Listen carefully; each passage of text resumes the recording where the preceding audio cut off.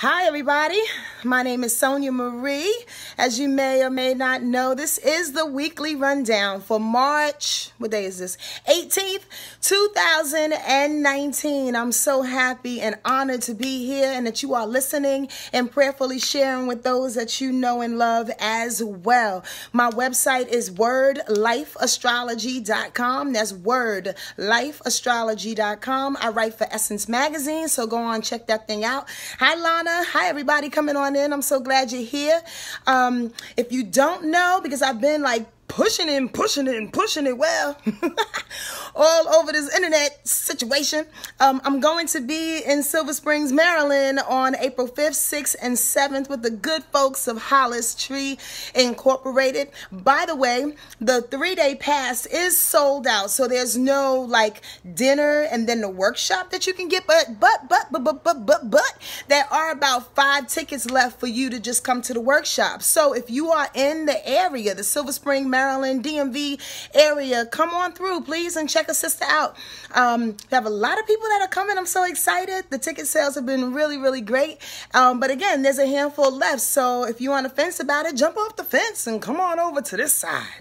Over to this side. All right, go to wordlifeastrology.com/news. That's wordlifeastrology.com/news. And the first prompt should be the registration little click that you can come on in and drop your dollars and hang out with us and learn some astrology. More importantly, I just don't want to hug you. I want to teach you astrology. Prayerfully, you can come on through. All right. So glad to be here. Hi, Tanisha. Hi, Shay. What's going on? Hi, Jordan. What's happening? Village. I will be over in just a little bit after I do this Facebook Live for a couple of minutes. And then we got some real deal Holyfield details to talk about. Listen, this is an awesome week. I mean, let me tell you, every week is awesome.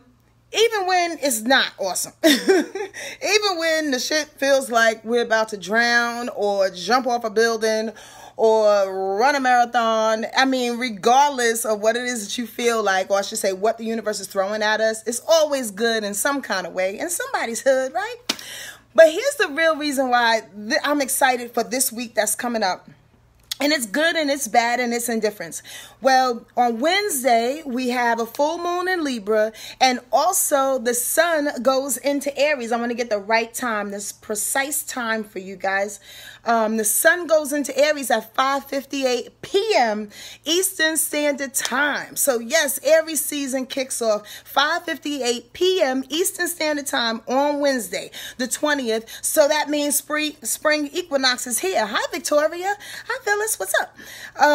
So that means the spring is here. Now, if you don't know, Aries is the first sign of the zodiac. And if you don't know, universally speaking, that is the beginning of our year.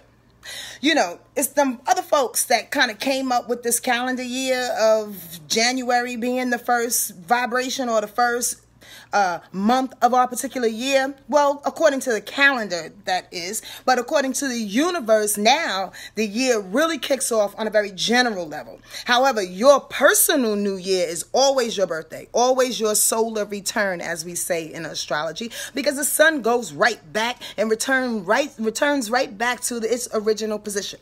Anyway, regardless of that, if you want to know more about astrology, come to the Hollis Tree, workshop during the weekend of April 5th, 6th, and 7th, and we can talk more about that.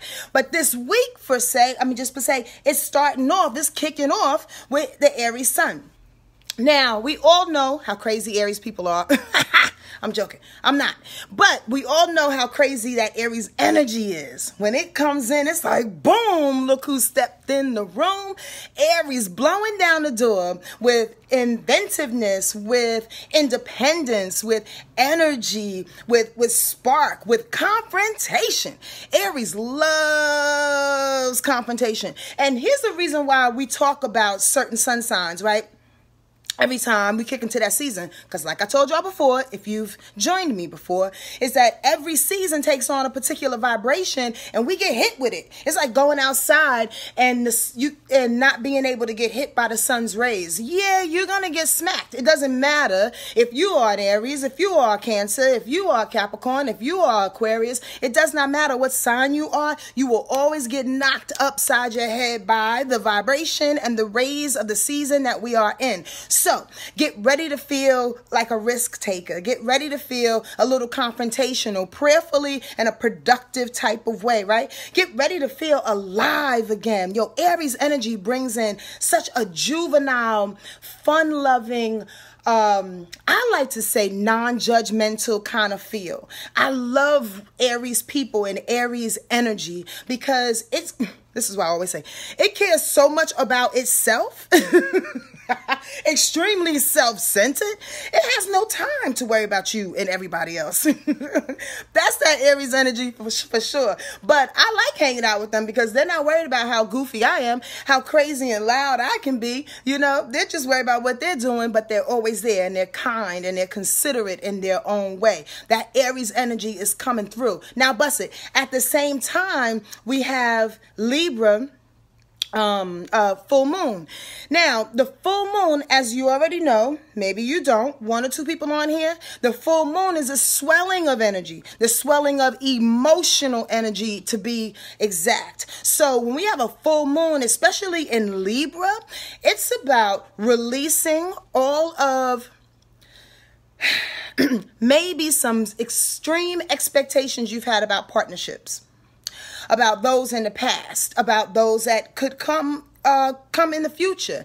And what I mean about the two is the past situation is because we've been living in Mercury retrograde, right? So a lot of past relationships are coming up to the surface, either to be rectified, to be closed out, to apologize or come to some type of agreement on. Like, it's all good to flush anger, and it's all good to flush disagreements and misunderstandings, as long as we can be clear on where we need to go forward, right? Or what we need to do from here on out. It also, with that full moon being in Libra, can help you to eliminate any ideas you had about partnerships. That full moon in Libra says, yo, I don't want this type of partner anymore. I'm going to end and abandon and complete all these different types of relationships that I've brought into my sphere of my life, my situation. Now, it could be a partnership like a loved one, or I should say like a boyfriend or girlfriend, but it can also be somebody that you consider time with. Partners are just people that you bounce energy off of. A business partner, not necessarily a friend because it's less social, more than it is a space in which you depend on one another. Y'all get that? Yes, yes, y'all. That's what partnerships are all about. Depending on the other to follow through, to complete a task, and to help each other be there at their highest good. You dig? So the full moon swell in Libra says, yo, reconsider the type of people that you are putting in your life to help you be a better person. Of course, we need to be responsible for ourselves and go out there and self-care and blah, blah, blah, blah, blah, blah. But you know, you always get some funk on you. Like your mother used to always say, birds of a feather flock together. So you got to pick the type of bird in which you're rolling with. Now, don't get me on a little funny track. Is it a pigeon? Is it a goddamn eagle? Is it a hawk? What kind of bird are you with? A sparrow? Is it one of them hummingbirds that's really, really joyous, but they only come around at 3 o'clock in the morning? When they want a little something and they want to sting you with their long ass beak? I'm just saying. I'm sweating under this light. The point of the matter is the full moon in Libra says, yo, reconsider the type of people that you're around. Reconsider justice and what justice and the win-win situation looks like to you. You dig? Like, honestly, learn how to be a partner in society, in your community, in your home, in your workplace. Learn how to live with one another on a more harmonious level. Now, aside from that, there's some other situations that are going on. I just said on Instagram, I tried to use an analogy. Y'all remember back in the day? Or maybe you still do this because you got a little kid that live inside you. I know I do. You get to a lake or like a little patch of water and you take those rocks and you skip them along the top of the water. I used to love doing that down south when your mother makes you go to South Carolina and you really don't want to go, but you go anyway and you swear you're going to have the worst time ever and you end up eating freaking berries off a tree and skipping rocks. Okay, I digress. The point of the matter is that Jupiter is doing that type of skipping. Jupiter is skipping all over the place this week, which, like I tell the village, and maybe I told you guys, plays into what's happening for the week. So we feel like we got this new, let me recap. We feel like we got this new beginning starting. Sun in Aries, spring equinox. Let's get it going, but not too fast. Why? Mercury's still retrograde. Shit is going haywire. Plans are happening, but not really happening. But then you got a full moon in Libra that's trying to break it all down and further like eradicate situations out of your life so you can be a better partner and attract better partnerships.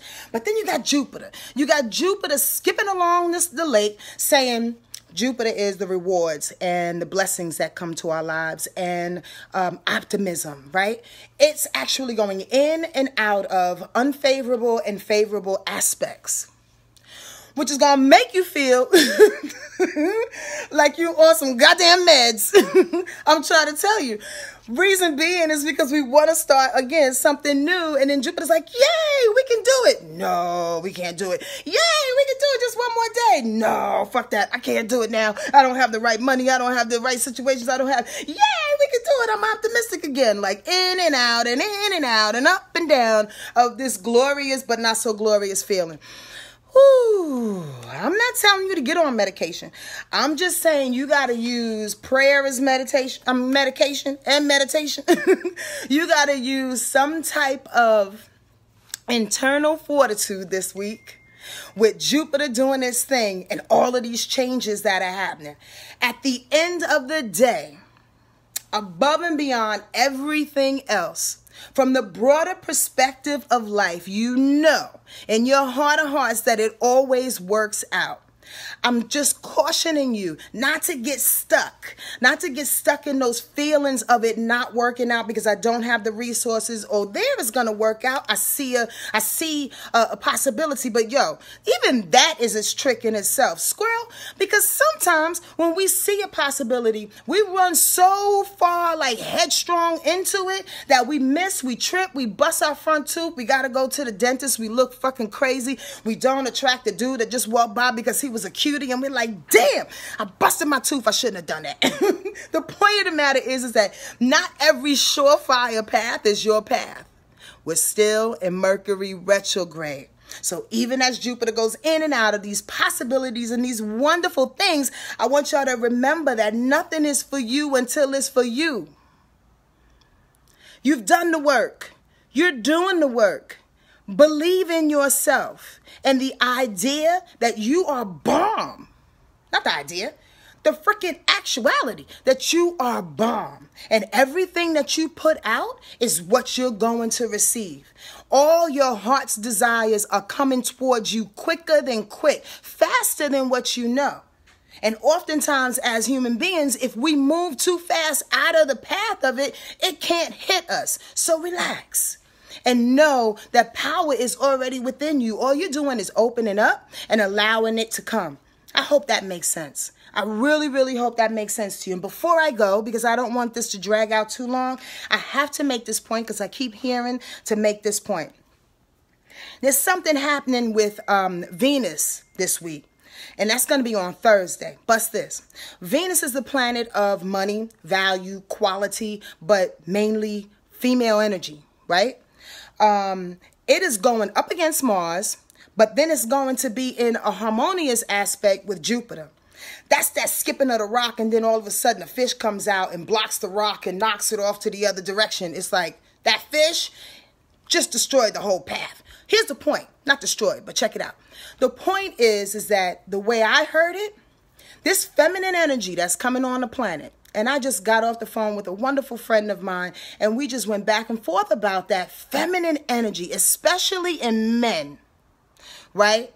It's coming on the planet, and it's like not only disturbing, but igniting, enlightening, opening up, like really changing what women and the quality of the feminine and passive energy brings. Now, I may have talked to you about this already, but with that Venus squaring Mars, that's a ridiculous aspect in which is really challenging, because it's Venus, the feminine energy, going up against Mars, the aggressive energy.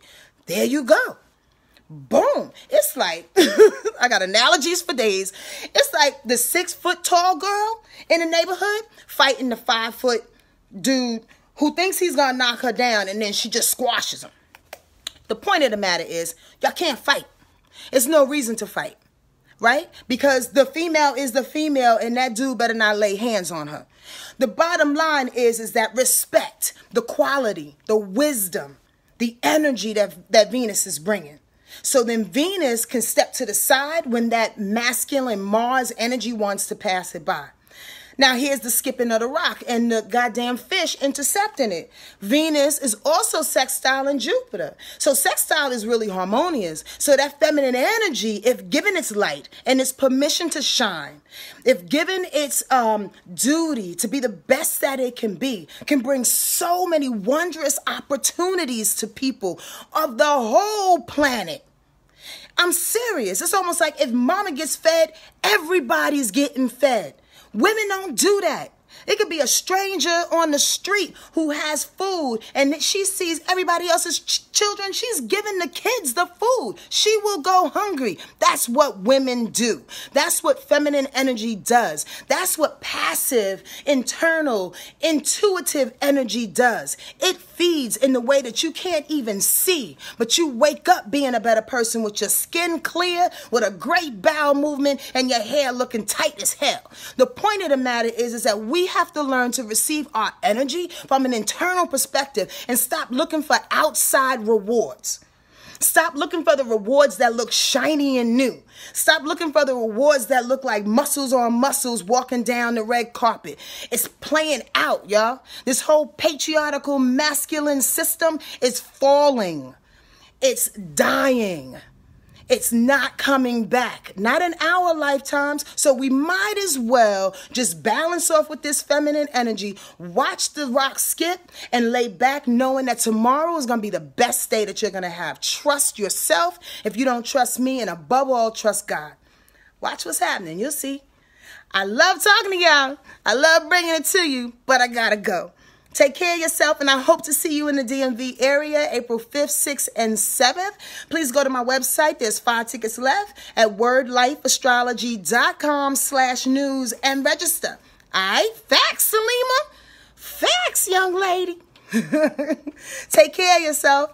Everybody, be well, okay? And allow that sun to shine right on through your heart. It's so worth it.